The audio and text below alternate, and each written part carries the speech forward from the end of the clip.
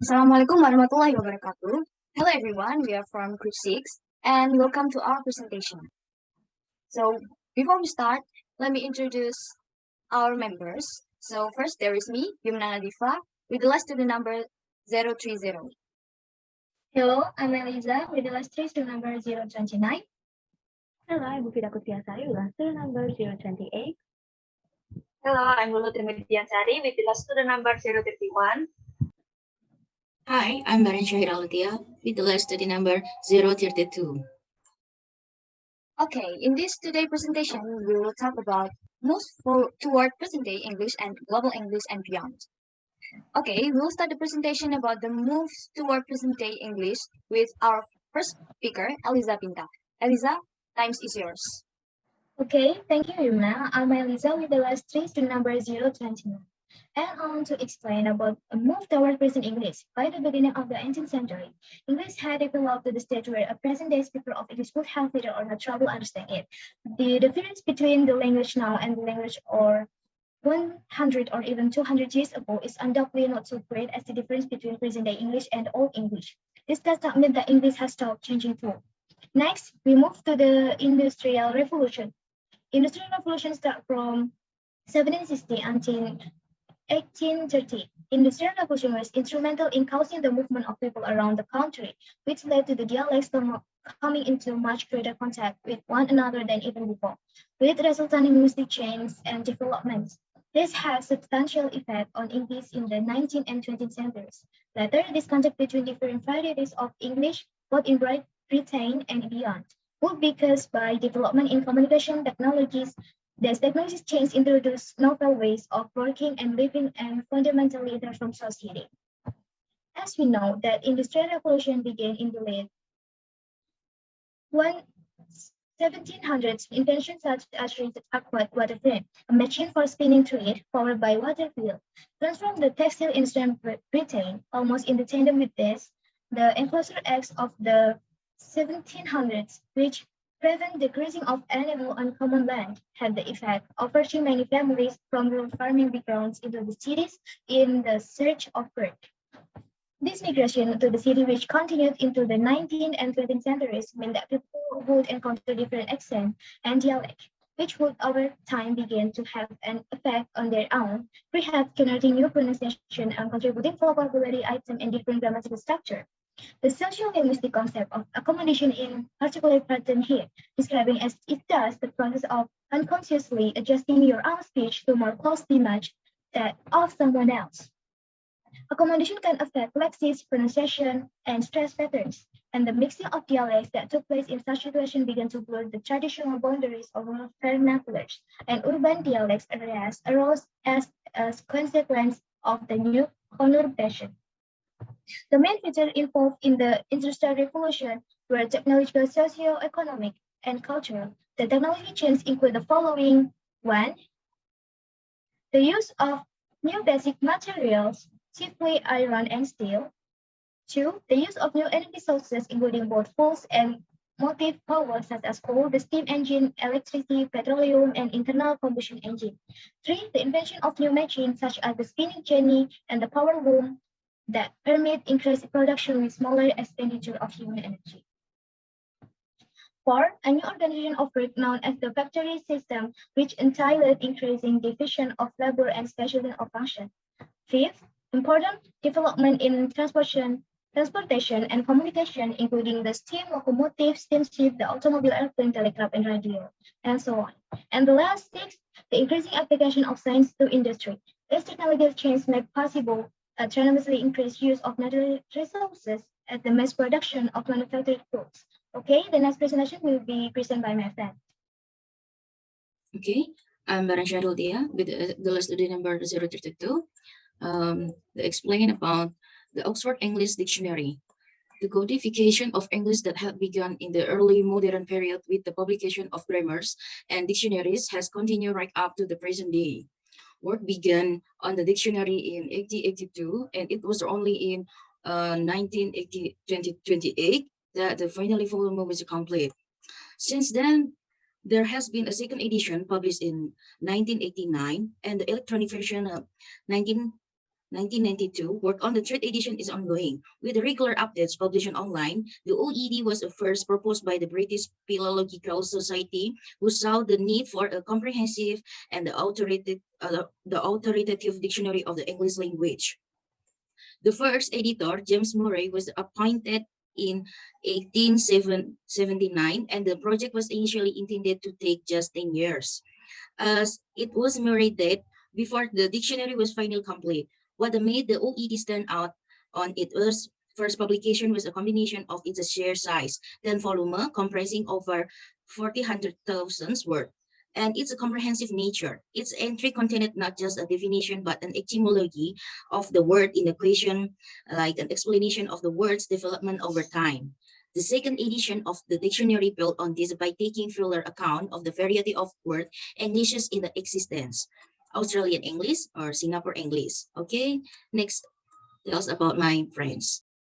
Okay, thank you for the opportunity, Baran. So I'm Yuna Difa with the last student number 030. So we will talk about a spoken standard. A spoken variety that was eventually accepted as a standard accent is called RP or received pronunciation. The term RP was illustrated by philologist and phonetic H.G. Ellis in his book entitled On Early English Pronunciation in 1869. The term was later popularized by the phonetical Daniel Jones. And the second is Education Act of 1870, made a certain level of education necessary for all children. Because of this, children were exposed to standard English to a much greater extent than ever before. The prestige associated with it led to many people adopting their own accent in order to avoid the stigma was increasingly associated with regional pronunciations. Part of the problem is that very few people start speaking RP as their natural accent. RP then was never the most dominant accent in the term of the number of people who spoke it. It is usually estimated that only 3% of Britain population speak RP as a natural accent. So that's all from me. The next presentation will discussed by my friend. Thank you, Yumna. So hello guys, I'm Mufida Kotiasari, raster number 028. Today I would like to present about the linguistic consequence of words. Words can have a major effect on language as they bring about language contact situation which can disturb and change the language ecology of region. This can lead to either the death of language or the creation of new language. One of the results is the contribution of new words to the lexicon of language. For example, during the First and Second World Wars. The First and Second World War contribute a lot of new words or words with new meanings. As listed by Pope and Cable 2002, there are several new words. The example is flash, radar, blackout, and machine gun. As forward was created during the Vietnam War, crew as a term for a soldier, and VMD or weapon of mass destruction, where it was first demonstrated in 1991 and created during the First Iraq War. The invention of the word is almost the same as economic migration during the Industrial Revolution, which influenced rural dialects. However, the impact of a large-scale troop movement also had a lasting impact on how English was accepted and used in the country. An example in Japan, according to Fukada 2010, American English is the dominant variation taught in English as a foreign language classes as a result of the post-war power of the United States. That's all for me. The next presentation is my friend. Thank you, Mufida. So my name is Lulu Trimedia with the student number 031. Here I will explain the technology and communication. The 19th and 20th century saw a boom in technological innovation. In the area of communication technologies, this was to have a major impact on the development of English. In 1840, saw the introduction in the UK of the Uniform Penny Post, a service which allowed people to post letters. In 1898, this was extended to all centuries in the British Empire. Under a scheme known as the Imperial Penny Post, the system enabled readers to communicate more frequently and more widely than ever before, with all the resultant exposure to new forms like words, spelling, and structure. The first transatlantic telegraph cable to work successfully was laid in 1868, allowing the rapid spread of news between Europe and North America. Because the British controlled a significant part of the telegraph network, English was established as a language for international communication. In 1876, the development of the telephone came shortly after. Initially, the telephone was primarily a communication device used by business. Until as late as the 1980s, the telephone became ubiquitous. Perhaps surprising impact of its invention was that it popularized the use of the word hello as a greeting. The Oxford English Dictionary first attention for hello as a greeting, and Bell had it his own way. The standard greeting would have been ahoy. Radio came into its own in the 20th and development in the early years of the 19th century, and did much to assist the spread of the English language around the globe, particularly via the BBC World Service, broadcast, and television, of course, had a similar effect. The internet development in the 1960s is research for the U.S. military was popularized via the World Wide Web in the early 1990s. It has been immensely important visually for the development of English into a global language. It is to this late development that we turn to global English and beyond. Thank you. Next, we will talk about global English and beyond. Eliza, time is yours again. Okay, Yumna, thank you. I want to explain about present global English and beyond. English has come a long way since its early inception in the Anglo-Saxon period. English is now spoken in over 13 countries. English is now global language simply by virtue of its being spoken by such a large number of people worldwide. English has been adopted as the official language of many countries, including, for instance, Ghana, Kiribati, Liberia, and Uganda, to name but a few. English is also taught as second and foreign language worldwide. Before we move to the next explanation, we need to know how all these issues fit within the concept of globalization. It's a process that can be defined as the widening, deepening, and speeding up of worldwide interconnection in all aspects of contemporary social life, from the cultural to the criminal, the financial, and spiritual, etc. For example, we regularly communicate via email with family or friends in other countries, and it replies almost instantaneously, something that would have been impossible not so long ago. Or television news provides immediate coverage of events going on in countries many thousands of miles away. It is often said that technology has made the world smaller. In fact, technology has connected what would once have been distant and remote communities, and this gives us the illusion that we are separated. Okay, if we go back to Herero, basic definition of globalization, it will be clear that in addition to the cultural and financial aspect of social life and so, there is also linguistic aspect. So the reason that English has attained the level of prestige that it currently has is down the social political reason rather than linguistic ones, and it is globalization and the role that English-speaking communities have played in instigating this process that has led to English developing the status that it currently has in the world. Okay, the next presentation will be presented by my friend. Thank you, Elijah. And the next topic, I will talk about globalization and change in English. English is increasingly being used throughout the world as a lingua franca. A lingua franca is a language that is used for communicative purpose by speakers of different language, often for very specific purposes such as business, education, and other similar things. For example, Latin was the lingua franca of medieval Europe for such area of life is religion and education. Some varieties of English have been or are likely to be affected by global developments. Some aspects of globalization have been responsible for the spread of such standard English. For example, many international organizations such as the European Union, NATO, or North Atlantic Treaty Organization, and the World Health Organization have adopted English as an official language, but sometimes alongside other official languages. Thank you, Lulu. So I will continue that topic. Electronic communication within the global academic community tends to be in English.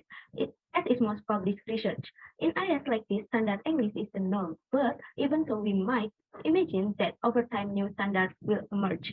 Work standard English might avoid the use of idioms or expressions that are common only to some varieties of English and colloquialism, and it might utilize particular pronunciation. The important point here is that it is not likely to be an Anglo-centric standard. So, the rise of English as a global language will end up affecting the development of standard English in the same way that regional dialects of English are found within Britain. So is it likely that international dialect will emerge? This might lead to particular grammatical forms emerging or particular words developing. For example, the discourse of education has been infused with elements of business discourse. That's all for me. Thank you. Okay, I'm Baren with study number 032. Okay, assessing the linguistic impact of. These major events that are generally agreed to have been significant in the development of English. That not all events affect all varieties of English, and even in those cases where an event does impact on the language as a whole, it does not necessarily have the same effect on every variety. For example, the Great Vowel Shift did not affect every variety of English in the same way. Okay, the next, my friends. Okay. So, so finally, it is important to remember the distinct between writing and spoken English.